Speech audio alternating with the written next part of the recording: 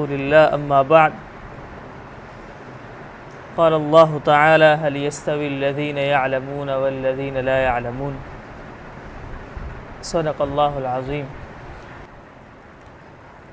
چونکہ ہمارے سامنے بیٹھنے والے اکثر طلبہ کرام ہی ہیں میرے جیسے، اور ہر طالب علم چاہتا ہے کہ وہ کامل طالب علم بنے، اس کی طلب کامل ہو، اس لیے ہم سرسری طور پر وہ تمام چیزیں آپ کے سامنے ذکر کر رہے ہیں جو ایک طالب علم کے اندر ہونی ضروری ہے۔ اس میں سب سے پہلے چیز تصحیح النیہ، نیت کی تصحیح ہے، یعنی طالب علم کی نیت ٹھیک ہونی چاہیے۔ اور نیت کی ٹھیک ہونے کا مطلب یہ ہے کہ یہ علم اللہ تبارک و تعالیٰ کی رضا کے لیے ہو، اپنی اصلاح کی نیت سے ہو۔ نیت میں یہ نہ ہو کہ میں یہ علم حاصل کروں گا تو پھر اس کے ذریعے سے پیسے کماؤں گا، یا لوگ مجھے بڑا عالم دین کہیں گے، مجھے مولانا کہیں گے، مجھے مفتی کہیں گے، تو علم سے یہ نیت نہ ہو۔ تصحیح النیہ، آپ نے احادیث میں بھی پڑھا ہے انما الاعمال بالنیات، کہ اعمال کا دار و مدار نیت پر ہے۔ اگر نیت ٹھیک ہے تو انشاءاللہ کام بھی ٹھیک ہوگا۔ نیت المؤمن خیر من عملہ، مسلمان کی نیت اس کے عمل سے بہتر ہے۔ عمل میں کبھی کمزوری آ جاتی ہے، سستی بھی آ سکتی ہے، لیکن نیت اگر ٹھیک ہو گئی تو بس وہ ٹھیک ہو گئی۔ ایک مرتبہ آپ نے صحیح نیت کر لی، اخلاص کے ساتھ آپ نے کام شروع کر دیا۔ تو ایک کامل طالب علم سب سے پہلے کیا کرے؟ اپنی نیت کو ٹھیک کرے۔ اس کے بعد علم سے متعلقہ چیزوں کا ادب اور احترام ہو۔ اس میں سب سے پہلے استاد ہے، استاد کا ادب ہو، اس کا احترام ہو، اور آلات علم جس طرح کتاب ہے، قلم ہے، یا مدرسہ ہے، کلاس ہے، تو ان چیزوں کا احترام ہو۔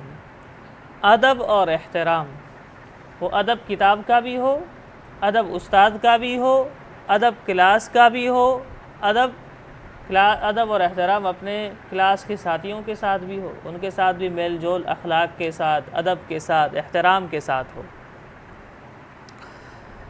اس کے ساتھ ساتھ تیسری چیز یہ ہے کہ اب جب وہ طالب علم مدرسہ میں آ چکا ہے، ادب والا ہے، اس کی نیت بھی ٹھیک ہے، تو اب وہ اپنی علمی استعداد کو مضبوط کرنے پر توجہ دے۔ علمی استعداد کی مضبوطی، آج آپ دیکھ رہے ہیں بہت سارے ساتھی فاضل ہو رہے ہیں، مدارس سے نکل رہے ہیں، لیکن علمی استعداد کی کس قدر کمی ہے، کس قدر کمی ہے۔ آپ ایک ایک موضوع کو لے کر کے اس کے ماہرین تلاش کریں، آپ کو دور دور تک نہیں ملیں گے۔ اس کی وجہ یہ ہے کہ استعداد کمزور ہے۔ حالانکہ ہمارے درس نظامی کا مقصد ہی یہی ہے کہ طالب علم کے اندر اتنی صلاحیت پیدا ہو، اتنی استعداد پیدا ہو کہ وہ کتابوں کا خود مطالعہ کر سکے، مصنف کے مراد کو سمجھ سکے۔ اتنی استعداد ہونی چاہیے۔ تو اپنے استعداد کو مضبوط کریں۔ استعداد کے مضبوطی کے لیے انشاءاللہ ہم آگے آپ کو کچھ باتیں بتاتے ہیں۔ اس کے ساتھ خوش خطی کا بھی اہتمام ہو۔ اکثر طلبہ کا خط میری طرح بہت کمزور ہوتا ہے، تو وہ پرچہ چیک کرنے والے کے لیے بھی مسائل کھڑے کر دیتا ہے، اور خود اپنے نمبر بھی کم کر دیتا ہے۔ تو خط خوبصورت ہونا چاہیے، خوبصورت تحریر ہو، واضح ہو، خط بہت اچھا ہو۔ یہ بہت اہم بات ہے۔ تاریخ میں بعض بڑے امام گزرے ہیں، ان کے خط اچھے نہیں تھے، آج تک ان کا مشہور ہے کہ ان کا خط اچھا نہیں ہے، جیسے امام ابن حجر رحمہ اللہ۔ تو ابھی تک تاریخ میں بات لکھی جا رہی ہے کہ ان کی اچھی خط نہیں تھی، حالانکہ کب کی گزرے ہیں۔ اس حوالے سے ایک لطیفہ، ایک بہت بڑے امام گزرے ہیں، وہ کہتے ہیں میرا خط بہت خراب تھا، سب مجھے تنگ کرتے تھے۔ کہہ رہے ایک دن میں ایک کتاب لینے کے لیے گیا مکتبے، مجھے وہاں ایک کتاب نظر آئی جس کی خط بہت ہی خراب تھی، بہت ہی خراب، واضح نہیں۔ کہہ رہے میں کتاب خرید کے لایا تاکہ جب میرے ساتھی مجھے تنگ کریں گے کہ آپ کی خط اتنی خراب کیوں ہے، تو میں ان کو کہوں گا کہ یہ دیکھو یہ تو مجھ سے بھی زیادہ خراب خط ہے. کہہ رہے گھر میں آ کے جب میں نے کتاب کھولی اس میں میں نے دیکھا تو میری جوانی کی لکھی ہوئی کتاب تھی. وہ میرا خط تھا، میں نے خود لکھا تھا اس کو، لیکن جوانی میں. فہم تم؟ تو خط بہت اچھا ہونا چاہیے آپ کا. اسی طرح بولنے کی صلاحیت، جس کو آپ خطابت بھی کہہ سکتے ہیں، طالب علم میں بولنے کی صلاحیت اچھی ہونی چاہیے. اگر آپ طالب علم ہیں تو ان چیزوں پر آپ کو توجہ دینی ہوگی. آپ کے اندر بولنے کی صلاحیت، بولنا کسی کے سامنے بیان کرنا بھی ہے، بولنا پڑھانا بھی ہے، بولنا اپنے موقف کو واضح انداز میں کسی کے سامنے رکھنا بھی ہے.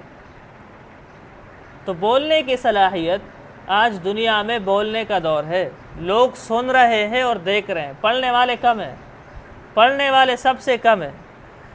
اکثریت سننے والوں کی ہے، دیکھنے والوں کی. وہ آپ کی ویڈیو دیکھتے ہیں، آپ کی آڈیو سنتے ہیں.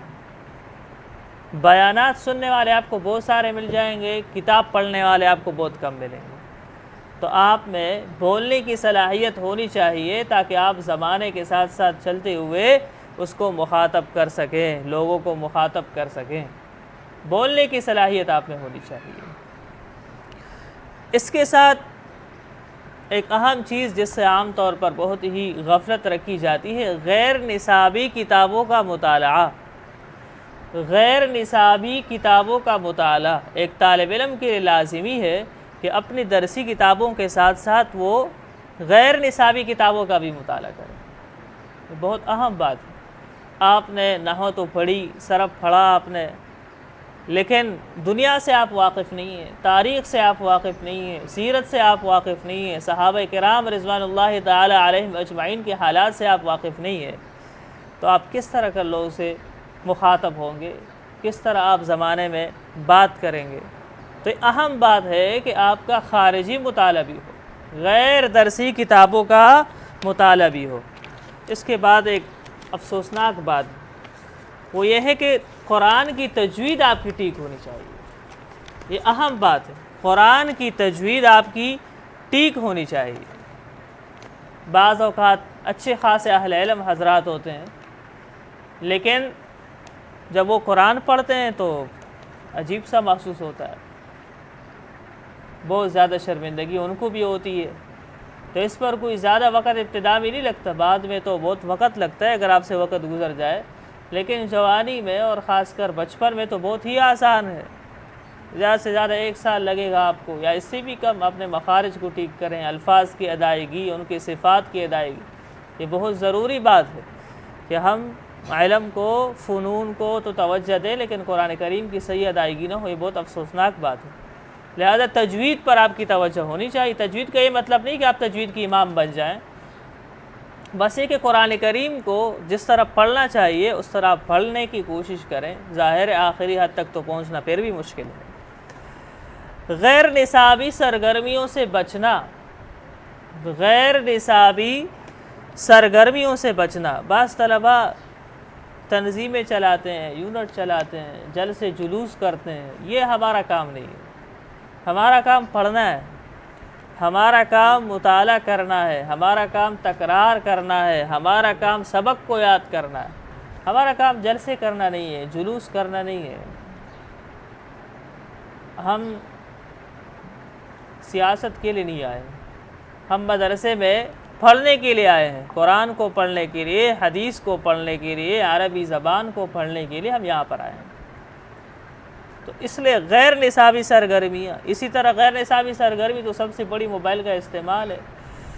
سب سے بڑی غیر نصابی سرگرمی تو یہ ہے کہ صبح شام ہاتھ میں موبائل ہو اور اپنے اسباق پر توجہ نہ ہو تو بڑا نقصان ہو جاتا ہے اس سے. اور جس طرح میں نے شروع میں آپ کو بتایا کہ اپنے اساتذہ اور طلبہ ساتھیوں کے حقوق کا احترام ہو. یہ بہت اہم بات ہے. اپنے اساتذہ اور طلبہ ساتھیوں کے حقوق کا احترام ہو. اس میں ہم بہت زیادہ غفلت کرتے ہیں. دوسرے کی کتاب بغیر اجازت اٹھاتے ہیں، دوسرے کا قلم ہم بغیر اجازت کے اٹھاتے ہیں، ہم اس سے پوچھتے نہیں ہیں. بڑا احسان ہم یہ کر دیتے ہیں کہ بعد میں بتا دیتے ہیں میں نے آپ کی کتاب اٹھائی تھی. یہ کوئی احسان نہیں ہے، اعتراف جرم ہے. یہ فخر سے نہیں، شرمندگی کے ساتھ کرنا چاہیے. تو آپ فقہ پڑھ رہے ہیں، آپ بتائیں کسی کی چیز بغیر اجازت کے، بغیر طب نفس کے استعمال کرنا جائز؟ تو ہم کس طرح کرتے ہیں؟ آپ دیکھیں، آپ کبھی کتاب لائیں یا قلم لائیں، 2 دن میں نہیں ہوگا۔ جب ہم مدرسے میں پڑھتے تھے تو میں ہر مہینے ایک پین لیتا تھا، گھر والے پریشان ہو گئے، کتنے پین؟ ابو نے کہا میرے تو پہلے درجے سے پہلی کلاس سے لے کر کے 6ٹھی کلاس تک ایک ہی پین استعمال کیے، اور آپ لوگ ہر ہفتے ایک پین۔ میں نے کہا صرف اپنے لیے نہیں ہے نا، یہ پورے مدرسے کے لیے لینا ہوتا ہے، جتنے طلبہ ہیں اتنے پین لینے کے بعد پھر میرا پین جو ہے نا میرے پاس رہے گا، ورنہ کوئی اس کے علاوہ کوئی اور راستہ نہیں ہے۔ اس کی وجہ یہ ہے کہ ہم کسی کی چیز استعمال کرتے ہیں بغیر اجازت کے، اور ہم شرماتے بھی نہیں ہیں، محسوس بھی ہم نہیں کرتے کہ ہم کوئی غلط کام کر رہے ہیں۔ بغیر اجازت کی کسی کی کوئی تکیہ اٹھا رہا ہے، کوئی بیگ اٹھا رہا ہے، کوئی بغیر اجازت کی اس کے تکیہ پر ٹیک لگا رہا ہے، یہ سارے کام صحیح نہیں ہے، یہ اخلاق کی بھی خلاف ورزی ہے، یہ اخلاق بھی نہیں ہے۔ اس کے ساتھ ساتھ ایک طالب علم جب مدرسے میں رہتا ہے تو مدرسے کے قوانین کی پاسداری، اگر ادارہ کوئی قانون بناتا ہے تو آپ کے فائدے کے لیے بناتا ہے، اس لیے